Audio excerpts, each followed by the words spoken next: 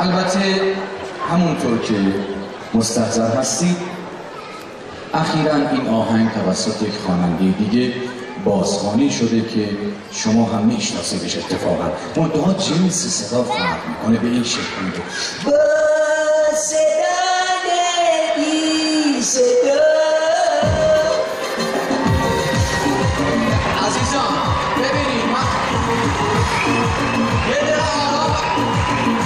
اشاره کردم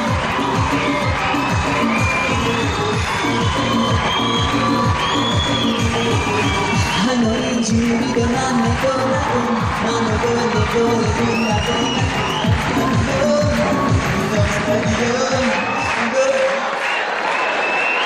عزیزان ببینید اگر از همین الان بخواید شلوغش کنید منم شلوغش میکنم، یه جوری باشه که همه چیز در تعادل باشه. من تعجب میکنم از شما که چطور انرژیتون تخلیه نشده. من تبریک میگم به همه شما که هنوز انرژی دارید. من اینجا امشب کاری میکنم که هیچ کار نمیکنم.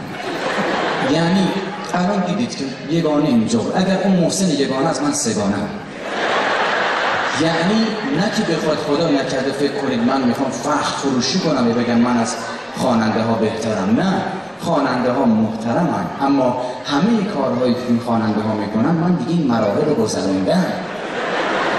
من دیگه الان رسیدم به قول آخرش که اگر شما من حمایت کنید گیم آور نمیشم.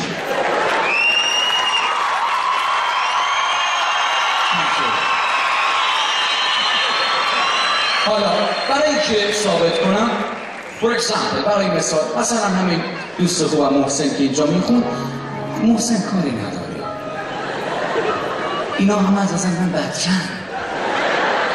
for example آخر راه اومدم با روزگار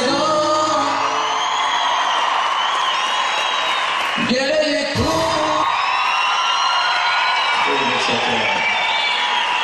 اما برسیم به مجری محترم برنامه. من با همه کار دارم میشم، بعد نوبت شما میشه. محمود شهریاری، الکی خوشترین مجری ایران، به ترک دیوارم میخنده. الان شما یه لحظه تصور کنید من محمودم، چشاتون رو ببندم، صدای این من آدم رو میگیره، بعد ول میکنید. دقت کنید لحظه خانم ها آقایا کسانی میخواد اینجاست.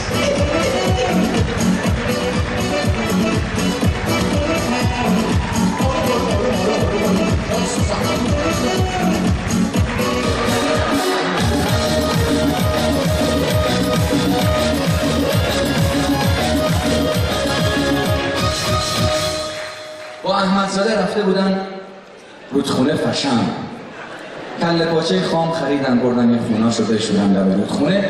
آب رودخونه یه لحظه جریانش تند شد، کله رو از دست محمود کنده برد. محمود دست پاچه شد، سریع تیکه علف کند. احمدزاده گفت چیکار میکنی مرد حسابی؟ گفت میخوام گولش بزنم برگرده. گفت بابا پاهاش دست من جای دوری نمیره.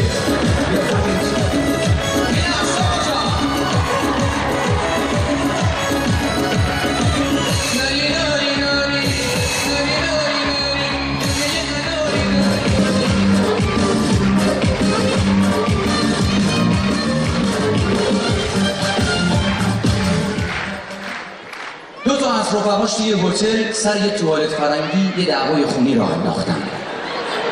اومدن سواشون کردن، گفتن مشکل چیه؟ اولی گفت من 1 هفته بود از این چشمه داشتم آب میخوردم، این از راه اومده توش خرابکاری کرد.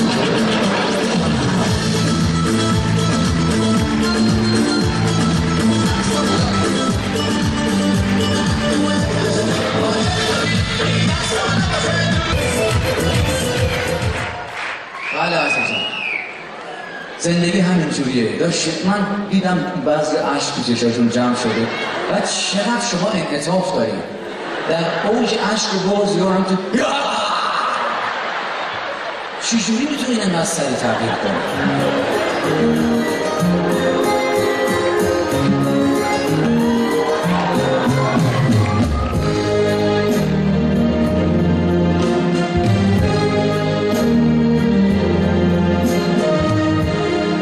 چشام اشکی نمونده تو گلم حرفی ندارم دیگه وقت رفتن سفر دور و درازه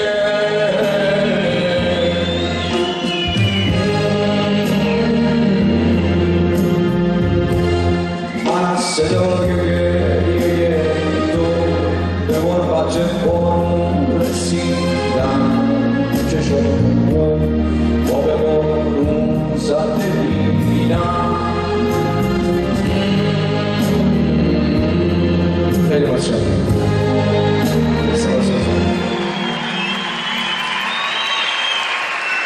یه خاطره میخوام براتون تعریف کنم از محمود شهریاری. باز میدونید تنها ایراد محمود شهریاری اینه که جوگیری. با احمدزاده نشسته بودن یه فیلم جنگی نگاه میکردن، خیلی اکشن بود. انقدر این فیلم روی محمود و احمدزاده تأثیر گذاشت که محمود سینه خیز رفت تلویزیون خاموش کرد. وقتی برگشتید احمدزاده تیر خورده مرده.